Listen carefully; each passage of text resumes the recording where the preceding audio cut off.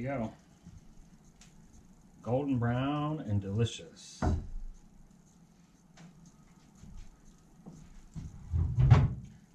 So if you'd like to learn how to bake bread like this, stick with me and I'll show you. Okay, so I thought today, it's cold out, I've been outside shoveling snow all morning, and it's about noon. I figured I would take some time and bake some bread for you and show you how to do it. Now, the recipe I'm going to be using, the same one my mom uses. Now, when I say recipe she uses, very loose terms, because it just doesn't matter. It's the simplest ingredients. I'm going to share with you the recipe, and I expect at least 3 people to make bread who has never baked bread before to bake bread like this, and then continue to do it over the years. And the one thing I hear the most is, oh, that's how my mom used to make it, or how my grandma used to make it. And so I want you to do this. I want you to bake it. It's simple. It doesn't really matter so much about the amount of ingredients. I've noticed that mom, sometimes it's really wet, sometimes it's really dry, and sometimes her hands get so weak that she can't knead it real well. So it's not kneaded real well. But everybody loves it. So I'll probably knead it a little bit more than she does, just because I will. But I'll promise you, if you don't, it's still going to be bread. I promise you. So anyway, I'm going to use this today, but I'm also going to fire up the fireplace just for the ambiance and the fact that it's really cold out, and it'd be nice to have a fire burning while I'm working here. Plus, getting the temperature up in this kitchen will help get that bread to rise. Unless you can get that bread up to about 110 degrees and kind of keep it there, it's really hard on a cold day like this to get bread to rise. It will rise, it just takes a lot longer. So anyway, let me fire up the stove first, and we'll go from there, okay? Okay, so this is a 1927 American home, made in Martins Ferry, Ohio. And it is strictly wood-fired, coal-fired. There's no gas at all to it. So basically what you do is you build a little fire in here, and the fire, if you're just going to cook on the top, you get these 2 burners, and you flip this back, and the fire will go to the top and right into the chimney and up the chimney. If you're going to use the oven or these burners, then you flip this back after you get it warmed up a little bit, and the fire will go from the firebox across the top, down the side, across the bottom, and then into the chimney. And that allows it to get the fireplace or the oven much hotter. Archie is watching me from outside. Anyway, fire goes up around and into the back. It takes all this iron a while to get hot, so I'm going to fire it up now. That way, while I'm making the dough and while the house temperature is coming up and the bread's rising, it will have time to get everything hot. So let's build this fire first, and then we'll build one in the fireplace. I'm cheating. These are fire starters. I love them. I opened up the baffle so the fire will go straight from here into the chimney to help get everything warmed up. So basically, I just start with a couple of these here, and then I split some real fine wood up to stack around it.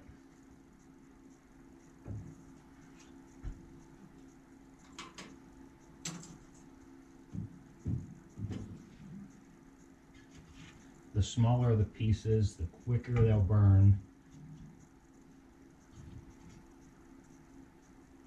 So the more heat they'll produce right away. Get the chimney drafting, those types of things.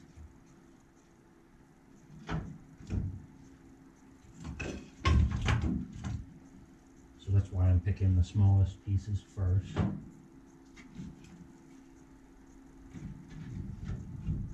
Now, I can close this door, and you can see a little bit of light shining here.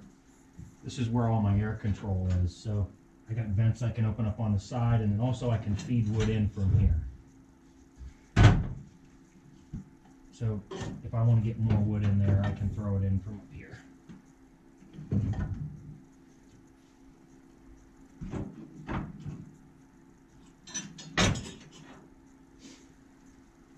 And then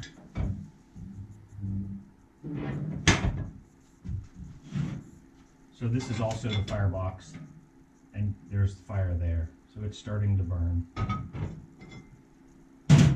Anyway, let that go for a little bit, and I'll check back in with you shortly while I get the other one going.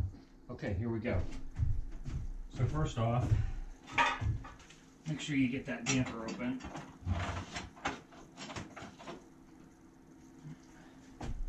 And today I'm just going to burn on the floor. They used to use the end irons to hold the wood up a little bit, and they really didn't have a lot of grate systems back then.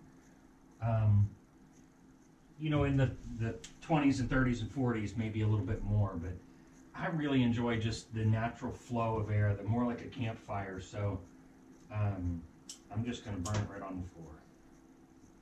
Again, I'm going to use a couple of my cheaters because they're so easy.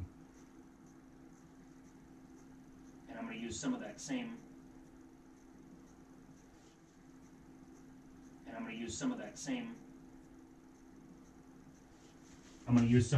kindling wood that I brought up.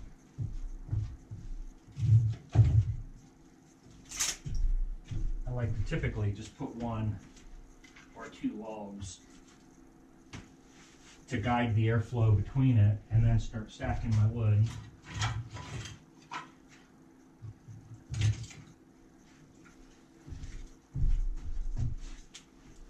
Hi, Archie, buddy. Hi, Arch.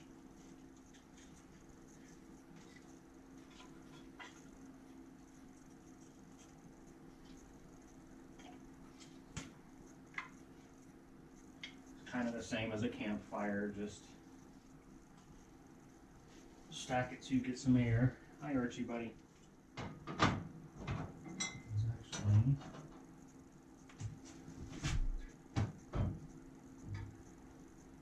actually starting to go out a little bit. That wood's probably not the driest.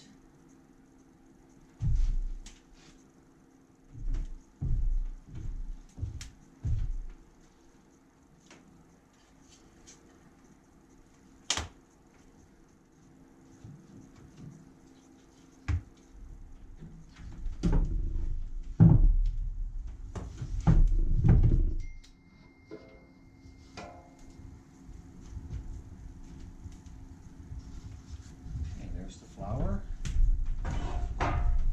water, lukewarm, that's just tap water, I'm just using that water. Lard, sugar. Okay, that should be all I need. I'm going to use this.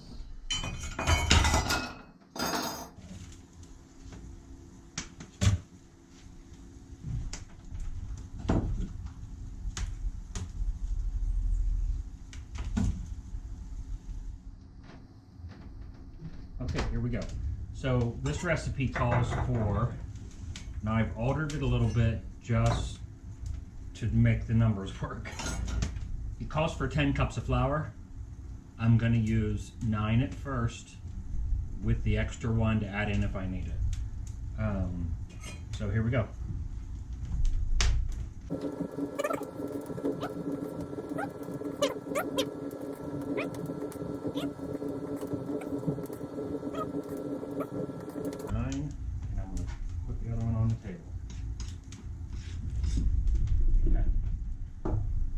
Now you definitely could break that in half. You don't need to use that much. That's enough for a couple loaves of bread.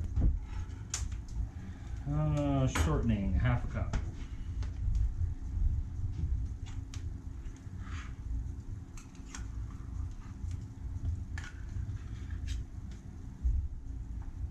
Sugar, 1/2 cup.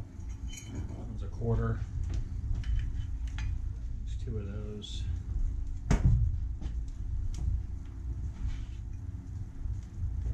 Yeast, 3 tablespoons, and I couldn't find my 1, 2, 3. I got 1.5 tablespoons.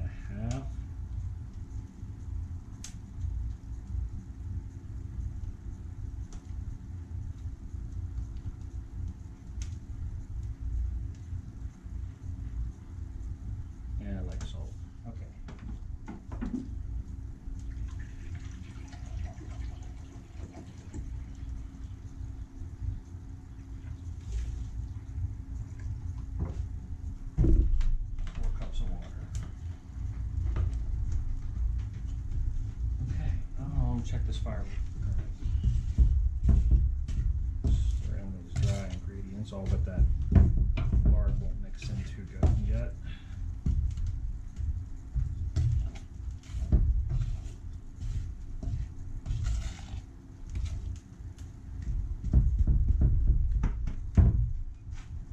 Okay, now we're going to mix this in and knead this.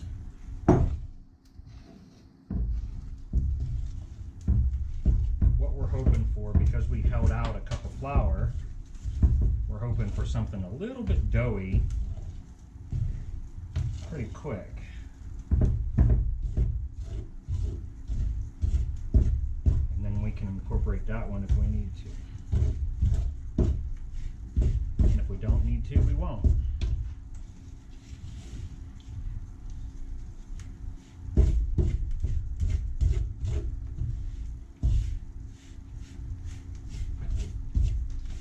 And I'll be honest, I don't think we're going to need it.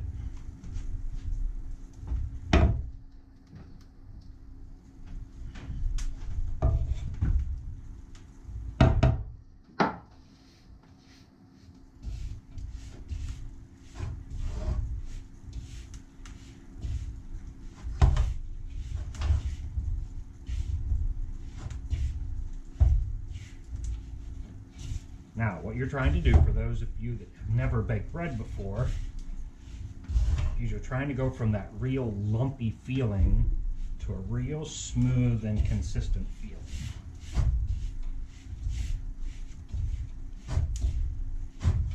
And it feels really warm to the touch. That means that yeast will start to activate pretty quick.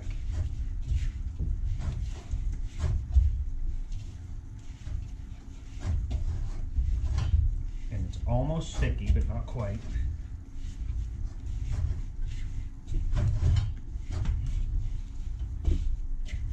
And if it starts getting sticky, that's when we'll add the other flour.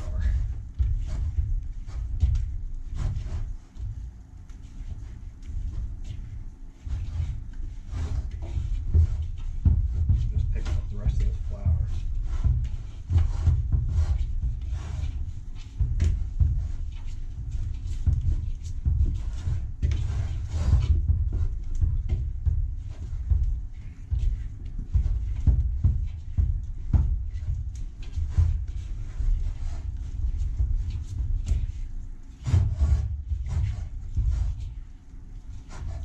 Just a little sticky, but I'm not going to add very much of it.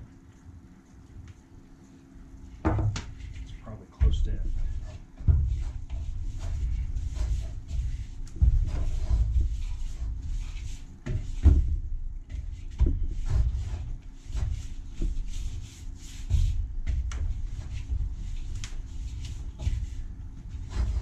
If I could use two hands,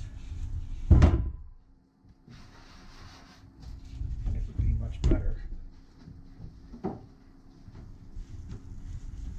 It's still lumpy. What you're doing is you're building gluten, which is what gives you your lift.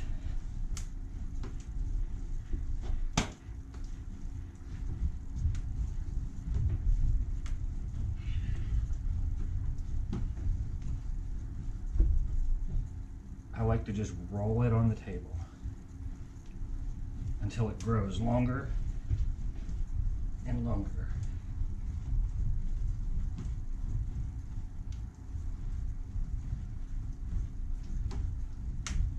The more you work it now, the better the bread will be.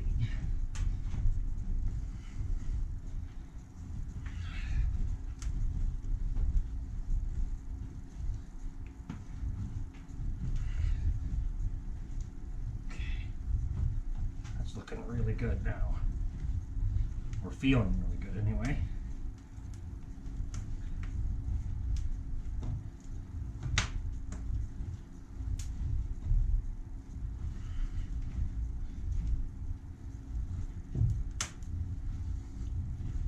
Okay, here we go. I'm going to put a little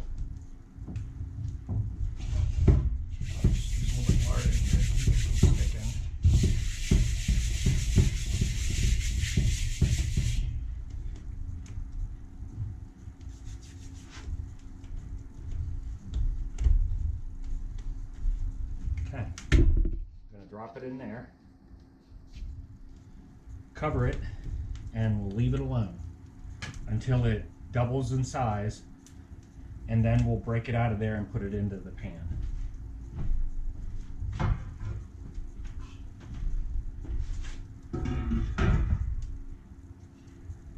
I'm going to clean up my mess and we'll let that go for a while. Okay, it is time to pan this out, as Mom says. So I'm going to take this out, break it into lobes, put it on the sheet. You could put it in on a regular bread pan, but this is how Mom does it, so this is how I'm going to do it. I'm not going to worry about knocking it down. I'm just going to break it out.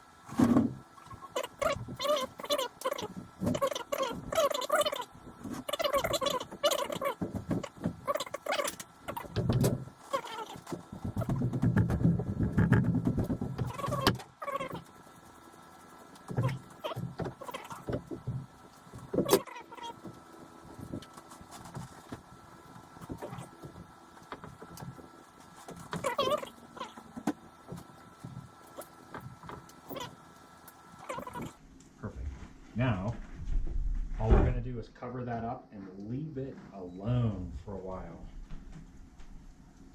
Maybe an hour or so. Anyway, I'll check back here shortly. Okay, so the bread is rising pretty good, but I want to let it go a little bit longer. But I think what I'm going to do, it's holding about almost 90 degrees on the table. But if I move it over here, that's about 110 degrees up there, right above the stove. And now that I've got the stove cooled off a little bit, it will rise a little bit faster and I can get this done. So I'm just going to put a couple coasters on here so that it doesn't make direct contact. And I'm going to move this over there and let it rise for a little bit longer.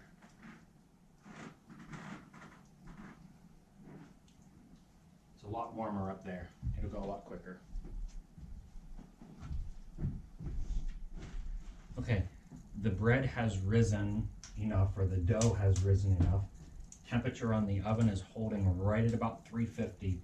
It is kind of difficult to manage the temperature. Normally it goes too high, and that's really the last thing you want right now with this kind of bread. So 350 target temperature. I vary between 400 and a little under 350 in that oven. So anyway, let me get it down and show you the dough first.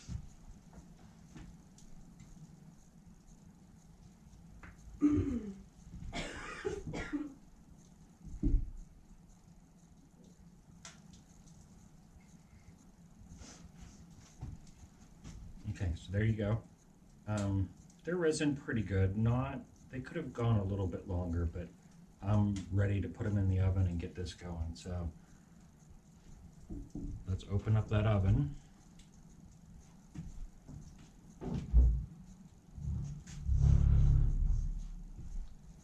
And slide them in there. Now they only fit in one place in there. Okay, there we go. They'll be in there for about 45 minutes to 50 minutes. So anyway, I'll check back with you here. Okay, here we go. It is time to pull it out of the oven.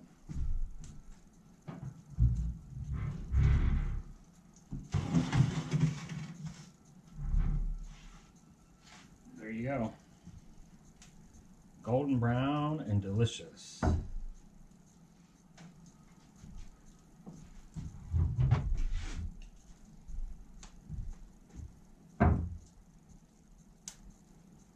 Okay, so Mom always puts a little butter on the outside just to kind of get it to soften up, and while it's hot. So that's what I'm going to do.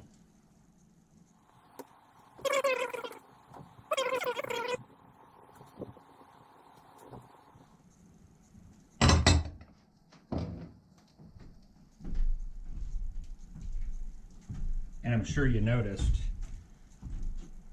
I've got margarine sitting out too. It's what I was raised on, so I actually prefer the flavor of the margarine. Sorry, kill me, shoot me, whatever you gotta do. All right, I'm gonna go with this.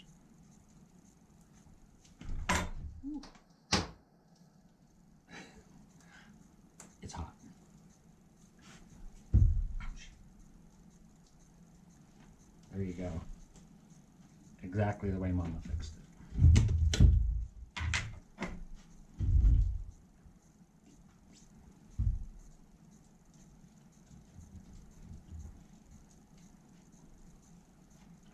And I'm going to take her a couple down to make sure that she approves.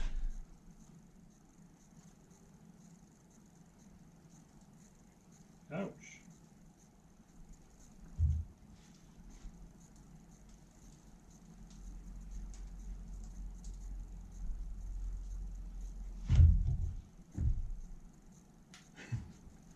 There you go. The staple of the early American diet.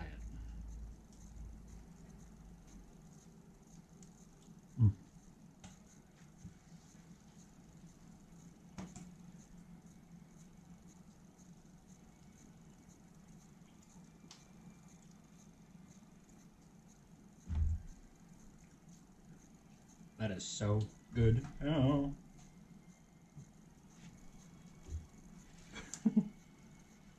I'm burning my fingertips off now.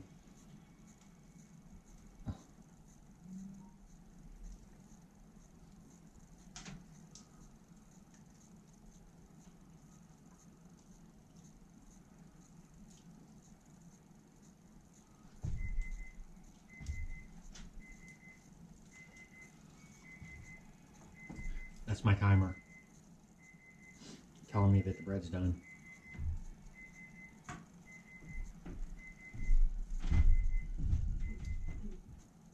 Anyway, it's just about perfect.